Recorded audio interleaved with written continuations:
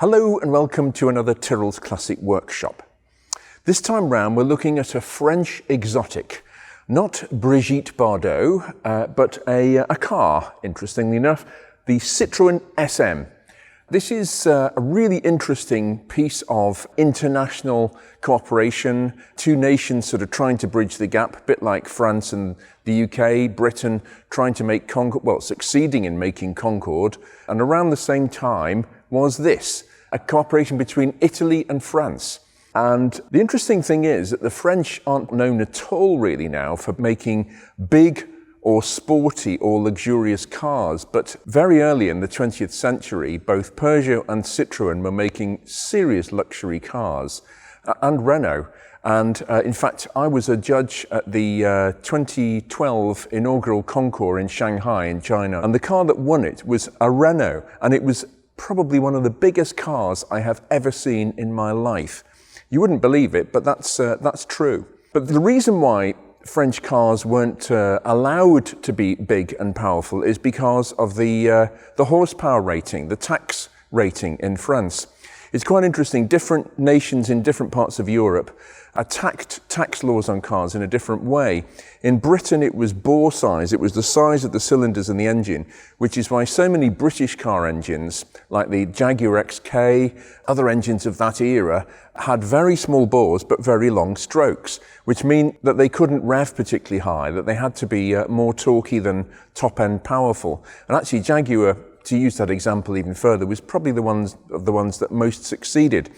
But in Italy, it was capacity of the engine. There was a tax brake at 2 litre, which is why you had the Ferrari 208 turbo in the 70s instead of the 308 for the rest of the world, non-turbocharged, because of that 2 litre tax brake. And in France, it was puissance fiscale, or horsepower. So it was actually the power that the engine developed that dictated the tax that the owner would pay.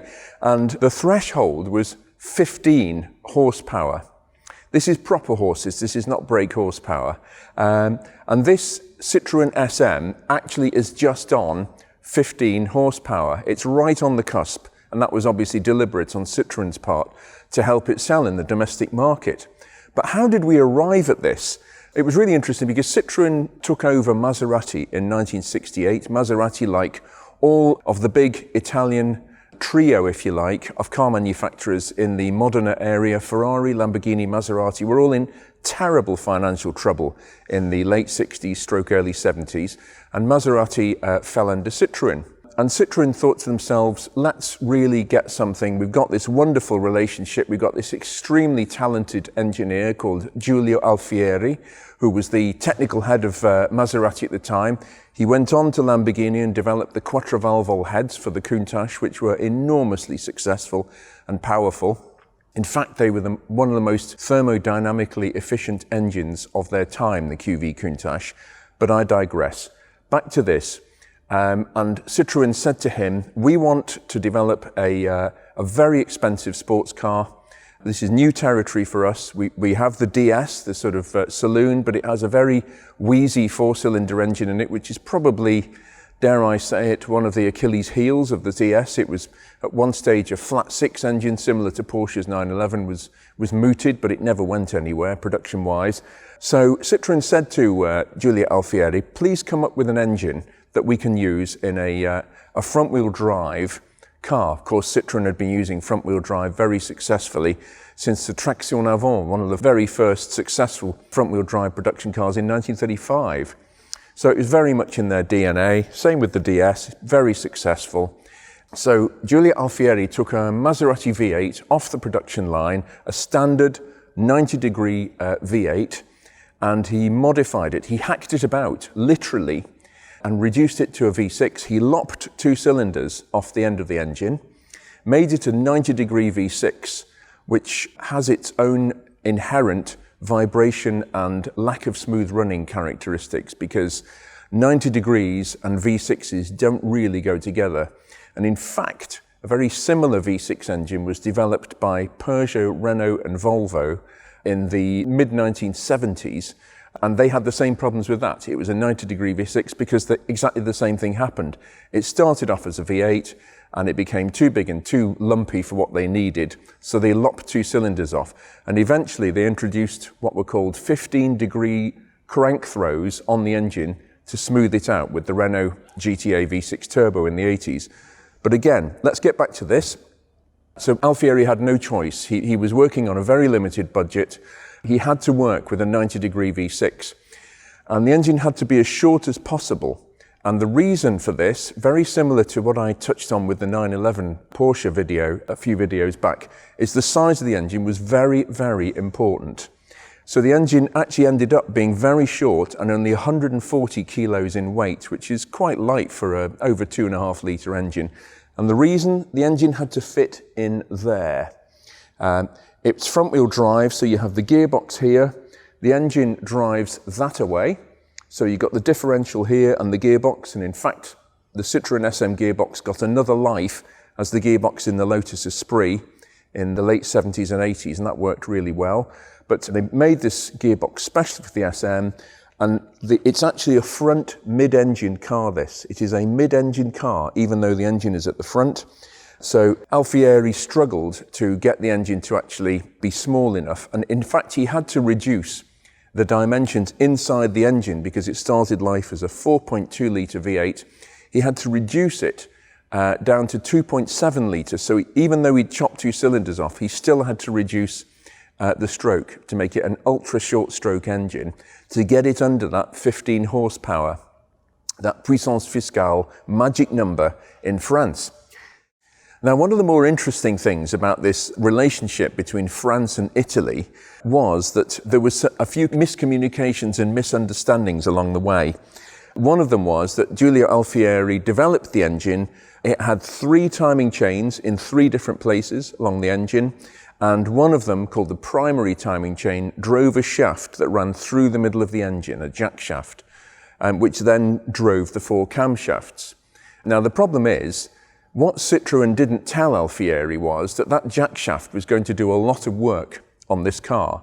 It was going to drive the alternator, the hydraulic suspension pump, and on the cars that were fitted with air conditioning, which was a factory extra air conditioning. And as the air conditioning compressor cuts in and out, as it refrigerates periodically, it creates a shock wave into the mechanism that's driving it as it kicks in and puts load on it. And the jack shaft took the brunt of this, and Alfieri hadn't actually factored that into the design of the engine. So the engine was sort of a natural-born failure, particularly cars with the optional air conditioning. So there were certainly some weird things going on. Technically, there were some really amazing things. One thing about this car is it's very brave. It was an incredibly brave move by Citroën to make this car. Some of the technical innovations were a cul-de-sac. They went nowhere. I mean, it used the very sophisticated and very clever hydropneumatic suspension using their green LHM suspension fluid, as it's called.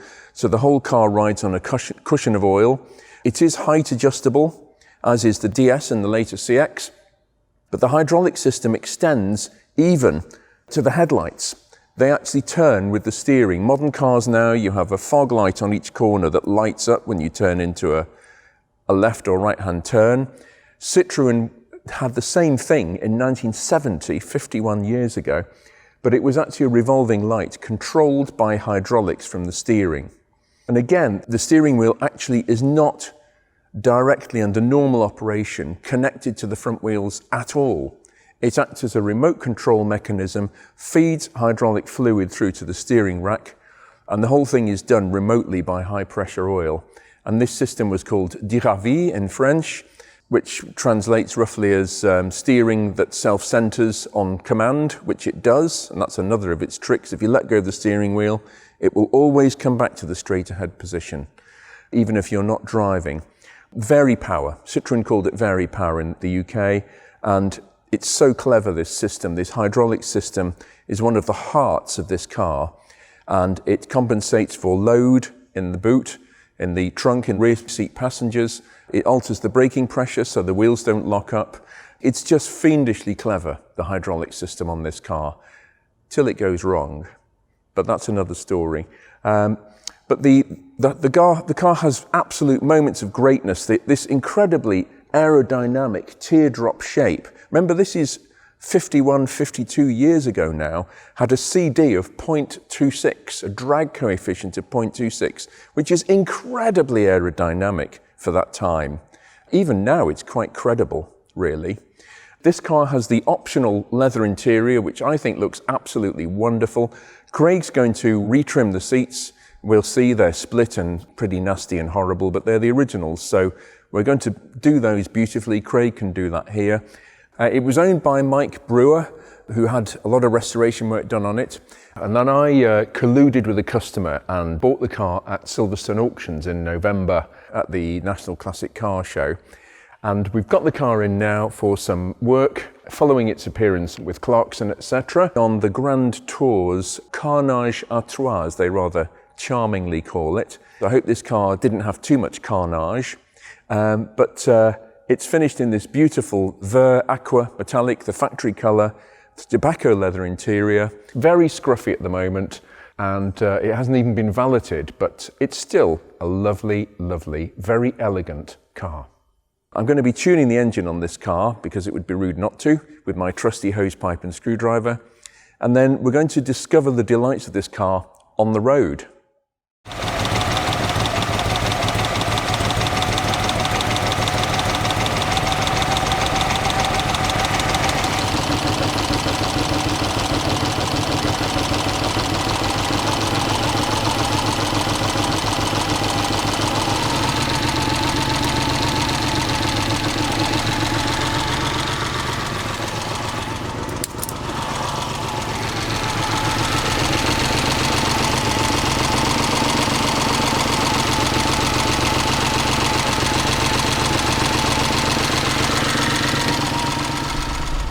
Well, here we are in this French, almost exotic. Well, it certainly was exotic in terms of cars you could buy for the same price. It wasn't a cheap car in the 1970s. It was, well, Citroën tried to make a big impact in the States. I think it was about $13,000 US in 1972, which was a lot of money. And the US versions didn't have those beautiful revolving Cibier headlights, which is such an amazing styling feature of this car. They ended up with the mandatory round ones, the universal ones, which looked pretty awful. But this car is certainly quirky to drive. It's as quirky to drive as its technical specification would lead you to believe. The steering is the first thing you notice. It's unbelievably direct, even by modern car standards. It's 2 turns, lock to lock, and that was unheard of in the 1970s. You had Rolls Royces, Silver Shadows, with an incredible amount of lost motion in them from the factory. Harry Grills, the director of the technical director of Rolls Royce at the time, built in what he called the sneeze factor into the steering. He made them deliberately vague, and I only have to touch this and I'm all over the road, literally. Amazingly direct steering. The other thing is that you just kiss the brake pedal with your foot and it pulls up very, very quickly, because one of the other brilliant things about this car is the braking system. It's what's called a redundant system, so the brakes are always pressurized once the engine has done its bit and got everything up to pressure. And all the brakes are waiting for is you to touch this button here, this pedal, and it releases that stored up pressure to each of the brakes on each corner, the discs in this case. And that means that they're really quite powerful, actually. They are a very powerful braking system. And that sort of braking system feel gives the whole car a hypersensitive feel about it. The gear change is lovely, it really is. Considering it just shows, again, it could be done. That, you know, British Leyland, as it was at the time, came up with the most appalling cable-controlled gear change on the Maxi. Okay, hardly the same price vehicle, but Citroën went to the trouble of engineering a remote control linkage from the lever right round the engine to the gearbox at the front, and it's absolutely lovely to use. It really is. Very precise, not too heavy. This car is never going to be super grippy and a racing car, really. That's not what Citroën built it for. They built it to cruise continents in, and in that respect, it's great. The suspension is so smooth. I actually can't think of a modern car I've driven of any price that absorbs bumps in the road like this one does. It is like a magic carpet, just that oleo pneumatic suspension, the oil doing its bit with the pressure spheres in each corner. The whole thing is very carefully worked out, and it is so smooth. And Citroën deliberately went about things a very different way with this car in terms of the suspension design. So they used what's called equal length wishbones on the front suspension, which basically means as the wheel travels up and down in relation to the car, it doesn't actually alter angle that much, so that when the car rolls, the wheel almost rolls with the car. And that sounds a bit crazy because manufacturers actually went for unequal length wishbones with a shorter top one, so that the wheel hinged upwards to keep it more level with the road surface as the car rolled in a corner. But Citroën decided not to do that because they didn't want the car to have too much grip, ironically. I mean, 62% of the weight is on the front end of this car, and with front wheel drive, a big car, and that amount of weight on the front, if you're not careful, you get understeer, understeer, understeer all the time. The car just wants to plough straight on. And in fact, they were unfortunately known for that at the time, SMs. And this car, perhaps more than any other car ever built, shows the difference between handling and road holding. So handling in a car is how it responds to the brakes, the other controls, but particularly the steering. You can tell what's happening underneath the car by the feedback through the steering, through the seat of your pants even, wherever. You get that feeling of handling. But with this car, there is no feeling of handling whatsoever. It's like a virtual reality driving experience from 50 years ago. Because the steering isn't actually, the steering wheel is hydraulically remotely moving the front steering. There's no feedback at all, and Citroën deliberately built it that way. And of course, it's very safe, because if you hit a pothole or you get a puncture or something, because there's no connection between the steering rack and the wheel directly, you almost don't know it's happened, and you can pull over in safety without losing control of the car. Brilliant, brilliant, brilliant. But again, I'm just stunned by the refinement of this car. I mean, you got that odd firing 90-degree V6 in front of you, but the way this car absorbs bumps, it's utterly peerless. Even the later CX, I've had 4 CX GTI Turbo 2s, even the later CX, although it doesn't roll as much as this car, it's nowhere near as smooth either. This is a very agreeable car, actually. I have to say, SMs are a car that's really grown on me over the years. I used to shun Citroëns altogether, but this is very good. We'll just see how it pulls if we drop that Maserati Italian V6 down a cog or two. And let's see what we've got.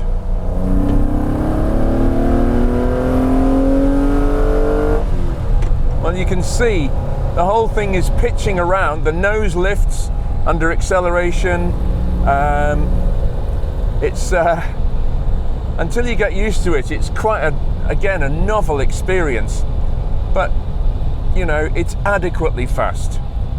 If you want to put your suitcases in the very big rear compartment, the very big boot, trunk, whatever you want to call it, and drive across continents in its day, maybe the Jaguar XJS, maybe a Mercedes 450 SLC. It didn't have that many rivals, really. Porsche 911 was far more sporty. This is a GT, a Gran Turismo coupe, and it does that very well. I like this car. I really do. One of the really interesting things about this car is this back end treatment here. As I mentioned, the aerodynamics are incredibly good on this car. Robert Opron, who was the head of design at Citroën, did an amazing job on some of these cars. But this particular, talk about innovation, this flip on the boot lid isn't just here for show. This actually keeps the aerodynamic boundary level right coming down from the rear window, and then it folds over here and actually helps to push the car forward, the vacuum and the drag. This is very similar to a Kamm tail, but the interesting thing is Ferrari almost copied this exactly on the 550 Maranello some 25 years later, and that was Pininfarina, who are hardly known for being slouches at design. So amazing piece of cleverness there on Citroën's part aerodynamically. Helps the car be more stable, helps the back end stay on the ground more, and also helps aerodynamically, which is one of the reasons why this car could do 137 miles an hour or thereabouts on very little power, 170 brake horsepower for a heavy car. Very, very clever on Citroën's part. Well, that concludes another Tyrrell's Classic Workshop. Hope you've enjoyed it. If you do want to keep up to date with more regular things, please look me up on Instagram. Don't forget to subscribe and to like, and we'll be back with something else very soon.